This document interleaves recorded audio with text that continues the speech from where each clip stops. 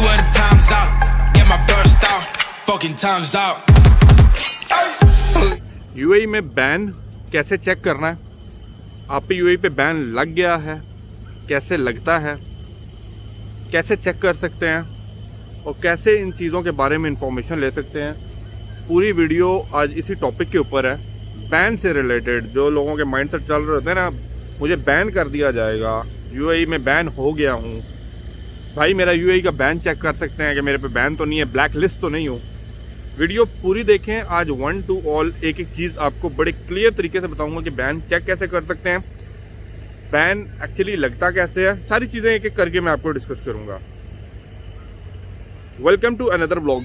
बहुत से भाई दोस्त लोगों के क्वेश्चन आ रहे हैं कि भाई विद इन द कंट्रीज़ भी हैं यूएई के अंदर और आउटसाइड भी हैं जो अपनी कंट्रीज़ के अंदर बैठे हुए हैं, काफ़ी अर्सा हो गया छोड़ के चले गए हैं और वो चेक करना चाह रहे हैं कि उनके ऊपर बैन लगा हुआ है या बैन लगाया गया है, तो कैसे वो चेक कर सकते हैं या कोई हेल्प दी जाए उनको।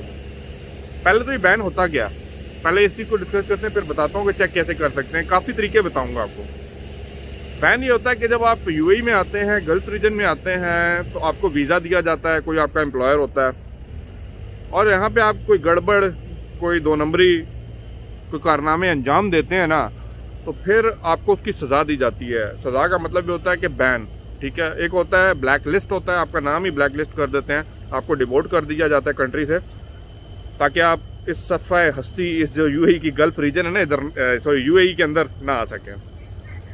अब मेरे बहुत से भाई दोस्त लोग जिनको पता है उन्होंने कारनामे अंजाम दिए हुए हैं, अपनी कंट्री वापस चले गए हैं या अभी यूएई के अंदर ही हैं, लेकिन उन पर बैन उनके एम्प्लॉयर की तरफ से लगा, तो वो चेक करना चाह रहे हैं कि बैन कैसे चेक किया जाता है।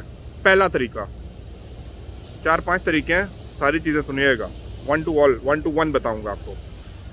पहला ये है कि भाई अगर आप यूएई के अंदर हैं ऑलरेडी, अपना पासपोर्ट लें, वीज़ा लें, पासपोर्ट के ऊपर ही वीज़ा लगा होता है, एमरेस आईडी लें और इमिग्रेशन में चले जाएं डायरेक्टली। इमिग्रेशन ऑफिस जो भी है, टोकन लें, अपना नंबर आएगा, पासपोर्ट दें, भाई मेरा बैन चेक करना है कि मेरे ऊपर बैन तो नहीं है, मेरा नाम ब्लैक लिस्ट तो नहीं किया गया।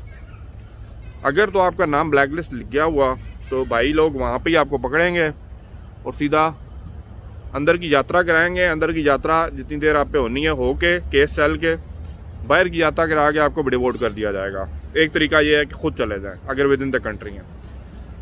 दूसरा तरीका, मेरे जो दोस्त लोग हैं वो अपने किसी दोस्त को, रिलेटिव को जो उसके बिहाफ पे चौकस बन के अंदर जाए, उसको पावर ऑफ अटॉर्नी दें, ठीक है। वो आपके बिहाफ पे इमिग्रेशन में जाए, आपको चेक करके बता दे कि भाई आप पे बैन है या नहीं है, ठीक है। वो चेक कर सकता है अगर आप उसके पास पावर ऑफ अटॉर्नी होगी आपकी। तीसरा तरीका, थोड़ा सा पैसा है आपके पास, यूएई के अंदर है, तो एक लॉयर करवाएं, वकील जिसे कहते हैं, वो आपके बिहाफ पे जाएगा इमिग्रेशन के अंदर और आपके बिहाफ पे इमिग्रेशन से चेक करेगा कि आइदर आपका नाम ब्लैक लिस्ट के अंदर है या नहीं है, या आपको बैन कर दिया गया या नहीं किया गया। तो वो आपके लिए ये इन्फॉर्मेशन ला सकता है, लेकिन उसकी जो फीस होगी वो आपको अदा करनी पड़ेगी। 5,000 भी हो सकती है, 10,000 भी हो सकती है, जितना चौकस वकील करेंगे। यहाँ पे चौकस की बात नहीं है, इन्फॉर्मेशन आपको चाहिए तो जो भी वकील मिले आप उनके थ्रू ये इन्फॉर्मेशन निकाल सकते हैं। अच्छा, एक और चीज़ बताऊँ, ये जो तीनों वेज मैंने आपको बताया ना, इसके अंदर जो आपको इन्फॉर्मेशन मिलेगी ना इमिग्रेशन से कि आपके ऊपर बैन है या नहीं है, ये इन्फॉर्मेशन वर्बली दी जाएगी।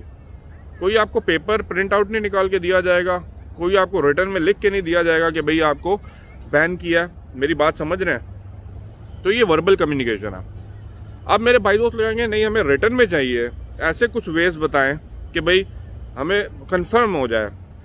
दो और तरीके हैं चेक करने के, और मैं आप फिर बताऊंगा बैन लगते कैसे हैं, ठीक है, क्यों लगाते हैं। नंबर 4 तरीका क्या है कि आप जो है ना,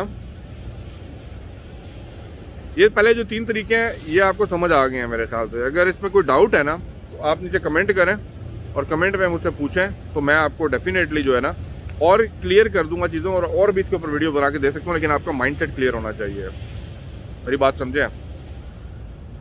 नंबर 4 वे है कि आप पुलिस क्लियरेंस सर्टिफिकेट एक होता है यूएई के अंदर, जो आप अप्लाई कर सकते हैं, ठीक है।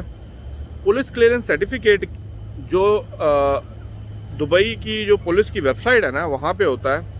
थ्रू योर एमरेट्स आईडी आप सारी डिटेल्स दें तो आपको आपके नाम के ऊपर कोई भी केस होगा ना तो आपको क्लियरेंस लेटर नहीं दिया जाता। वहाँ पे लिख देते हैं कि भाई ये बंदे के अंदर ये प्रॉब्लम है, तो सर्टिफिकेट पे लिख दिया जाता है कि नो क्लियरेंस सर्टिफिकेट। इसके ऊपर भी थोड़ी सी फीस लगती है, अराउंड 200 समथिंग प्लस दरम लगते हैं। आप ऑनलाइन चेक कर सकते हैं, खुद आपको आइडिया हो जाएगा। लेकिन मैं आपको एक माइंड सेट दे रहा हूँ कि दुबई पुलिस क्लियरेंस सर्टिफिकेट के लिए अप्लाई कर दें, ठीक है। तो वहाँ से आपको पता चल जाएगा जिन लोगों के पास एमरेट्स आईडी है और डिटेल्स हैं अपनी, ये वो लोग कर सकते हैं, क्योंकि प्रॉपर्ली रजिस्टर्ड होता है। आपका जो वेबसाइट के ऊपर रजिस्ट्रेशन होता है, आपके मोबाइल के थ्रू वेरिफिकेशन होती है, उसके बाद आपको सारी डिटेल्स दी जाती है। मेरे बात समझे। अब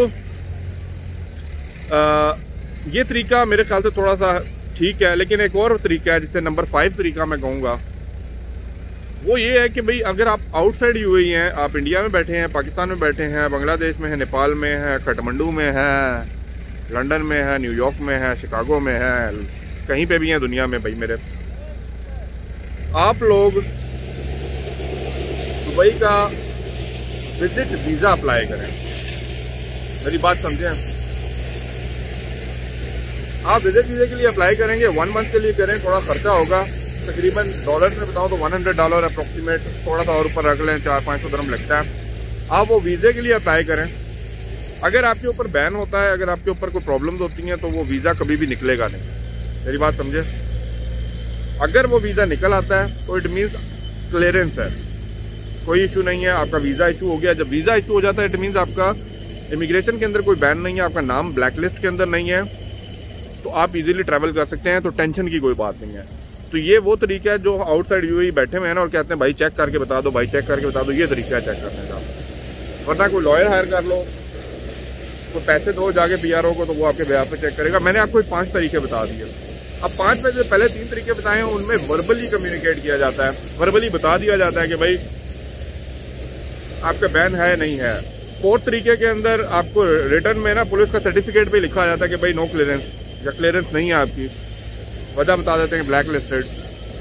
नंबर 5 में भी जो तरीका आपको बताया कि वीज़ा इशू नहीं होगा, तो वहाँ पे जो वीज़ा अथॉरिटीज़ होंगी ना, वहाँ पे उनको एक मैसेज आ जाएगा कि ब्लैक लिस्ट में है नाम या डुप्लीकेट नेम, जो भी उनका एरर आते हैं ना, तो वो उनको पता लग जाता है। तो वहाँ से आप इन्फॉर्मेशन ले सकते हैं। आई होप ये 5 तरीके आपको क्लियर हुए होंगे। बार बार ये क्वेश्चन करने का फ़ायदा नहीं है, मैंने अभी आपको तरीके बताया। अब मेरे भाई दोस्त लोगों, बैन तब लगता है जब आप कोई चौकसगिरी करते हैं, यहाँ पे को ड्रामेबाजी करते हैं। मासूम लोगों पे भी लगता है, वो अलग बात है, कंपनी लगाना चाहे तो लगा सकती है। पर भाई मेरे आए हैं यहाँ पे, सीधे तरीके से चलें, सीधे तरीके से काम करें, तो डेफिनेटली आपको जगह मिलेंगी, रास्ते मिलेंगे, सारे काम कर सकते हैं। 2 नंबर तरीके, शॉर्टकट्स अप्लाई करना बंद कीजिए लाइफ के अंदर। और कोई क्वेश्चंस हैं, मैं एक एक टॉपिक्स लेके चल रहा हूँ, मैं वीडियो बना के रख रहा हूँ ताकि इन फ्यूचर अगर आप बोलते हैं ना कि यार इस बात के ऊपर बात किया जाए, तो आपको वीडियो यहाँ पे मेरी मिल जाए। तो ये बैन के टॉपिक के ऊपर मैंने बात की है। बहुत से मेरे दोस्त भाई लोग डिपोर्ट कर दिए गए हैं, इन्हीं वजह से होती है।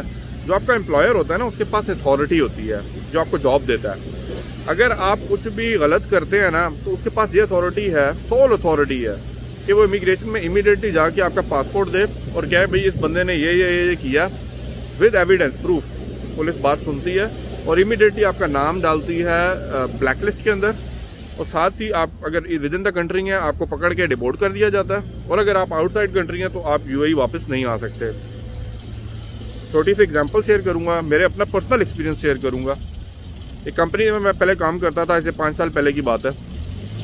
भाई ने पैसे कुछ लेके हमारे आ गए दुबई से, तो हमारे जब बॉस को ये बात पता लगी ना, तो वो इमीडिएटली पुलिस स्टेशन गया, मुराकाबाद पुलिस स्टेशन दुबई के अंदर, डेरा में है। तो उन्होंने इमीडिएटली उसके ऊपर कंप्लेंट फाइल की कि भाई ये पैसे थे, हमने ये चेक लिख के उसको दिए, उसने चेक कैश कराए और इमीडिएटली वो यहाँ से चला गया और is no more in Dubai. Immediately उसका पासपोर्ट कॉपी दिया, वीज़ा कॉपी दिया, केस तो उसके ऊपर ओपन हो गया, लेकिन वो ऑलरेडी भाग चुका था, लेकिन उसका नाम ब्लैकलिस्ट में डाल दिया। अब वो यूएई ट्रैवल नहीं कर सकता, अब उसका नाम ब्लैकलिस्ट में है। जब भी जैसे भी वो ट्रैवल करेगा यहाँ पे यूएई में पकड़ा जाएगा, और वो जो जिस बॉस है या जिसने भी इसके ऊपर कंप्लेंट ओपन की थी उसको बुलाया जाएगा, इस इशू को केस चलाया जाएगा, और अगर वो बॉस ने सारी चीज़ें प्रूव कर दी और सब कुछ प्रूव करके ही एक्चुअली केस ओपन होता है। तो उसके ऊपर जो है उसके ऊपर पेनल्टी लगेगी। Penalty in sense of money भी हो सकता है, इन सेंस ऑफ आपको जेल भी हो सकता है, ठीक है। डिपोर्टेशन तो ऑलरेडी हुई थी अगर आप पकड़े जाते हैं तो आई होप मेरी ये बात आपको चीज़ें समझ आ रही होंगी। मैं हर चीज़ को लेके चल रहा हूँ, लोगों के जो माइंडसेट है ना उनको क्लियर करना चाहिए। और अब एक क्वेश्चन और आता है, ये जो मेरा माफिया बैठा हुआ है ना, माफिया लोगों को धमकी देते हैं मैं तुम्हें डिपोर्ट कर दूंगा, मैं तुम्हारा ब्लैकलिस्ट कर दूंगा ना। भाई ये इतना आसान काम नहीं है। जब तक आपने गलती नहीं की हुई ना, जब तक आपने 2 नंबरी नहीं की हुई ना, तो कोई आपके ऊपर ब्लैकलिस्ट का केस इतना नहीं डाल सकता। पुलिस इतने आराम से केस नहीं ओपन करती। भाई मैं ये सारी चीज़ें बहुत क्लोजली देखी हुई हैं, ठीक है, मैं जानता हूँ ये सारी चीज़ें। आप आए हैं, आप ऑलरेडी पैसे दे के आए हैं, आप इनके पास आते हैं जॉब दे दो भाई मेरे, और ये आपको आके कहते हैं कि हम ब्लैकलिस्ट कर देंगे। भाई ऐसा कोई चक्कर नहीं है। बट मैं इसके ऊपर एक और वीडियो बनाऊंगा कि ब्लैकलिस्ट करने के लिए क्या रीजंस चाहिए। वीडियो लाइक करोगे, शेयर करोगे, कुछ अप्रिशिएशन करोगे तो इंशाल्लाह आपको और भी ऐसे डिफरेंट और बड़े इंटरेस्टिंग टॉपिक जिनके ऊपर बहुत कम लोग बात करते हैं, खुल के बात की जाएगी, खुल के समझाया जाएगा, खुल के चीज़ें सामने रखी जाएंगी। आपके माइंड में ये सारी बातें चलेगी ना, अब आप चौकस हो गए, होशियार हो गए। ये सारी चीज़ें कोई समझाता नहीं है, ठीक है। ये समझने के लिए एक लाइफ का एक्सपीरियंस चाहिए होता है। तो मेरा मकसद ये है कि भाई जो लोग ये लोग छुपी हुई बातें बताते नहीं है ना, खोल के आपके सामने रख दो। समझदार लोग हैं, समझते हैं सारी चीज़ों को। डिसीजन आपने खुद लेना है, चीज़ें आपने खुद देखनी है। कोशिश करें ऐसे कोई काम ना करें कि आपको इन चीज़ों की, इस इन्फॉर्मेशन की ज़रूरत पड़े। लेकिन फिर भी एक ये मेजर क्वेश्चन रहता है यूएई मार्केट के अंदर। तो आई होप बात क्लियर हुई होगी, चीज़ें क्लियर होंगी। इस वीडियो को लाजमी शेयर कीजिएगा, लाइक भी कर दीजिएगा। मैं कहता नहीं हूँ नॉर्मली, लेकिन इसलिए कह रहा हूँ कि बहुत से लोग ऐसे चीज़ों को ढूंढ रहे होते हैं, जानना चाह रहे होते हैं, लेकिन वो रॉन्ग वे में जाते हैं, रॉन्ग ज़राए में जाते हैं। वो उनसे कोई 5000 मारेगा, कोई 6000 मारेगा। सिंपल सा तरीका है यार चेक करने का। मेरी बात समझें, लुटेरे बैठे में आपसे कहेंगे मैं चेक करके दे दूँ, 10,000 दिरहम दे दे। मैं कह रहा हूँ यार इतने से पैसों में सारा काम हो जाता है, खुद कर लो ना। अब कह रहा हूँ ना, खुद कर लो। अब तुम्हें बात समझ आ रही है मेरे कहने का मकसद क्या है? खुद कर लो। ये इतनी आसान चीज़ें हैं, करने वाले तो बनो। नहीं सर जी हम पढ़े लिखे नहीं है, इसमें पढ़े लिखे की बात नहीं है। ये दिमाग में चीज़ चले गई ना तो आपको समझ आ गई है। मेरी बात समझ आ रही होगी, शायद नहीं आ रही हो तो चलो खैर है, छोड़ो। मिलते हैं अगले ब्लॉग में। पसंद आए लाइक करो, नहीं आई तो अनसब्सक्राइब करो। Bye bye.